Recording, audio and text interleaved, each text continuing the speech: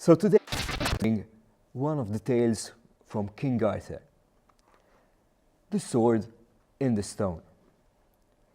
In Britain, of old, there lived a powerful wizard called Merlin, who had deep and ancient magic within him.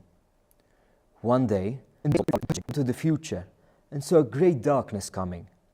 So he set out to visit the king of the Britons. The king's name was Usborne, and he ruled the southern part of Britain. For the moment, the lands he ruled were at peace, but Merlin had dark tidings for the king. He found Uther at Tintagel, an enchanted castle in Cornwall.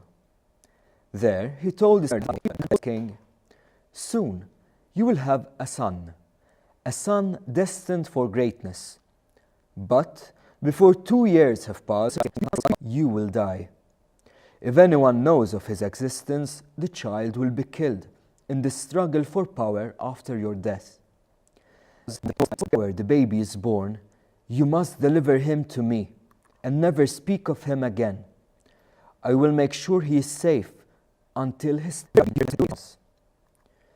Uther could not bear the thought that any child of his might come to harm, and so he agreed. The night the baby was born, Merlin carried him away under the cover of darkness.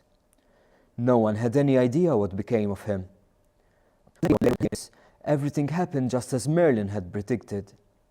Within 2 years, Uther was dead, and his knights were fighting one another over who would take the throne.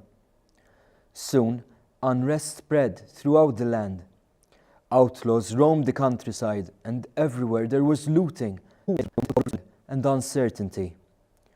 All the while, Merlin waited. At last, when the time was right, he set out to see the Archbishop in London. He told him if he called a great gathering of knights on Christmas Day, the true-born king of all Britain would be. That Christmas Day, the cathedral was packed with knights. The service had just begun when there was a tremendous thump outside. Everyone rushed outside. A giant slab of stone had appeared, as if it had fallen from the sky. Just the stone was a long, gleaming silver sword. Inscribed on the stone itself were the words, "Whoever pulls the sword from this stone will be the rightful king of all Britain." The archbishop sent the knights inside, but when the service was over, they hurried back out to the churchyard. One by one, they heaved at the hilt, but the sword was stuck fast.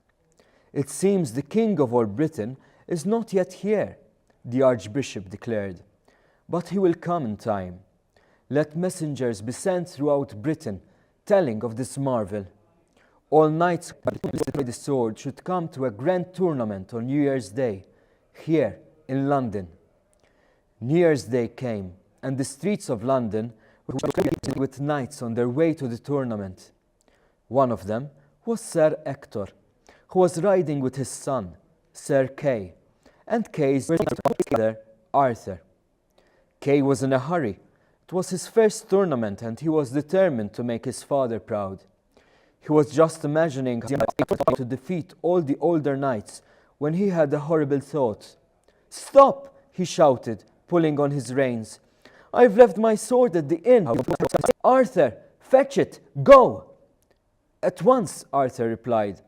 He spurred his horse and galloped away.